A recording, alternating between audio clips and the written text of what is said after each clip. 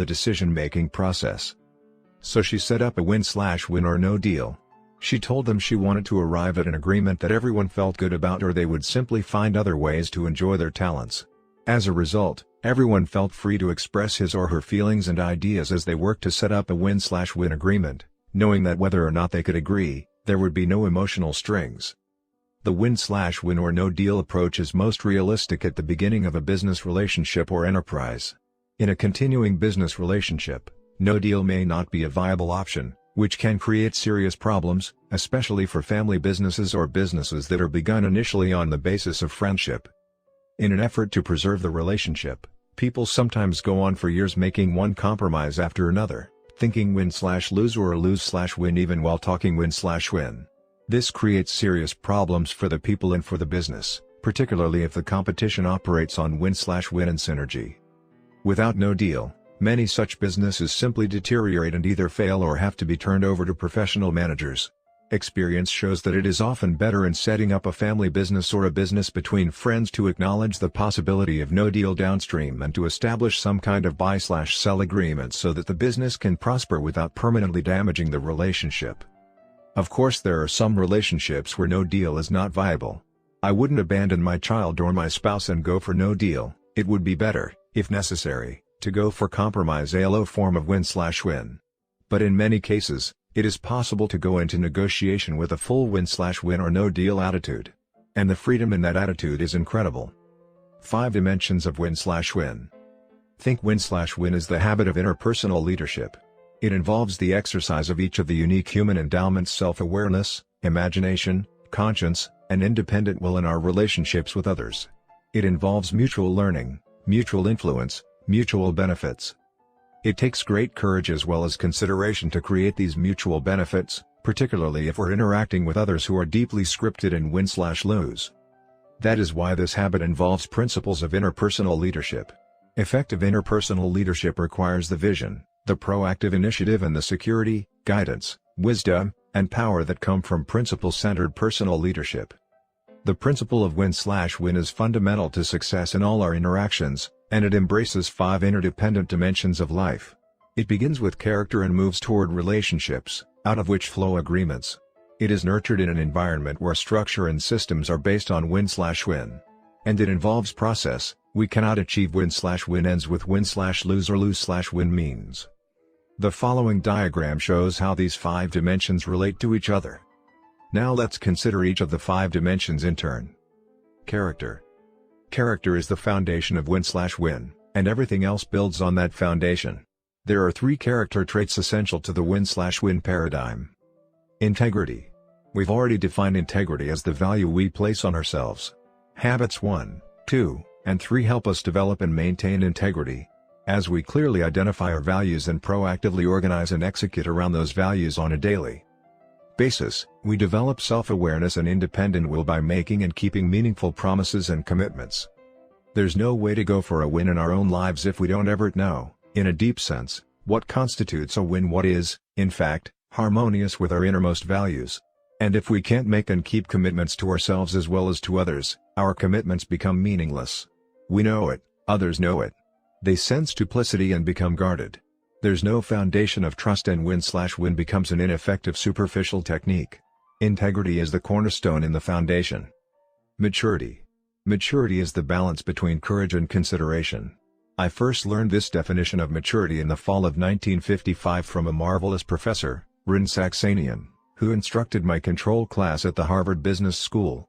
He taught the finest, simplest, most practical, yet profound, definition of emotional maturity I've ever come across: the ability to express one's own feelings and convictions balanced with consideration for the thoughts and feelings of others.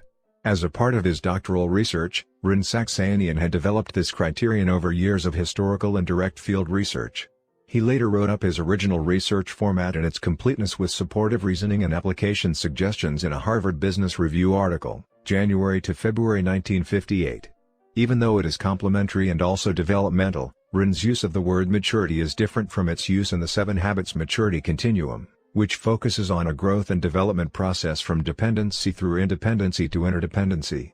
If you examine many of the psychological tests used for hiring, promoting, and training purposes, You will find that they are designed to evaluate this kind of maturity. Whether it's called the ego strength/empathy balance, the self-confidence/respect for others balance, the concern for people/concern for tasks balance, I'm okay, you're okay in transactional analysis language, or 9.1, 1.9, 5.5, 9.9, in management grid language. The quality sought for is the balance of what I call courage and consideration. Respect for this quality is deeply ingrained in the theory of human interaction, management, and leadership. It is a deep embodiment of the P/PC balance. While courage may focus on getting the golden egg, consideration deals with the long-term welfare of other stakeholders. The basic task of leadership is to increase the standard of living and the quality of life for all stakeholders. Many people think in dichotomies, in either/or terms. They think if you're nice, you're not tough. But win/win is nice, and tough. It's twice as tough as win/lose. To go for win/win, you not only have to be nice, you have to be courageous. You not only have to be empathic, you have to be confident. You not only have to be considerate and sensitive, you have to be brave. To do that, to achieve that balance between courage and consideration, is the essence of real maturity and is fundamental to win/win. If I'm high on courage and low on consideration, how will I think? Win/lose. I'll be strong and ego-bound. I'll have the courage of my convictions, but I won't be very considerate of yours. To compensate for my lack of internal maturity and emotional strength, I might borrow strength from my position and power, or from my credentials, my seniority, my affiliations. If I'm high on consideration and low on courage, I'll think lose/win. I'll be so considerate of your convictions and desires that I won't have the courage to express and actualize my own. High courage and consideration are both essential to win/win. It is the balance that is the mark of real maturity. If I have it, I can listen, I can empathically understand, but I can also courageously confront. Abundance mentality. The third character trait essential to winning word is the abundance mentality, the paradigm that there is plenty out there for everybody. Most people are deeply scripted in what I call the scarcity mentality. They see life as having only so much, as though there were only one pie out there. And if someone were to get a big piece of the pie, it would mean less for everybody else. The scarcity mentality is the zero-sum paradigm of life. People with a scarcity mentality have a very difficult time sharing recognition and credit, power or profit even with those who help in the production. They also have a very hard time being genuinely happy for the successes of other people even, and sometimes especially, members of their own family or close friends and associates. It's almost as if something is being taken from them when someone else receives special recognition or windfall gain or has remarkable success or achievement. Although they might verbally express happiness for others' success, inwardly they are eating their hearts out. Their sense of worth comes from being compared, and someone else's success, to some degree, means their failure. Only so many people can be students, only one person can be number one. To win simply means to beat. Often, people with a scarcity mentality harbor secret hopes that others might suffer misfortune, not terrible misfortune, but acceptable misfortune that would keep them in their place. They're always comparing, always competing. They give their energies to possessing things or other people in order to increase their sense of worth. They want other people to be the way they want them to be. They often want to clone them, and they surround themselves with yes people who won't challenge them, people who are weaker than they. It's difficult for people with a scarcity mentality to be members of a complementary team. They look on differences as signs of insubordination and disloyalty. The abundance mentality, on the other hand, flows out of a deep inner sense of personal worth and security. It is the paradigm that there is plenty out there and enough to spare for everybody.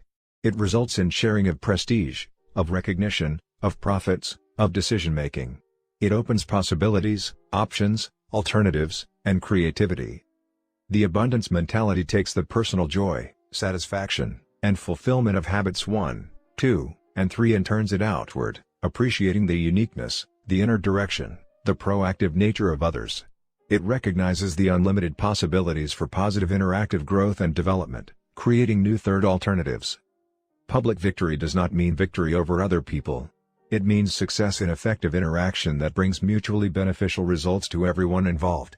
Public victory means working together, communicating together, making things happen together that even the same people couldn't make happen by working independently.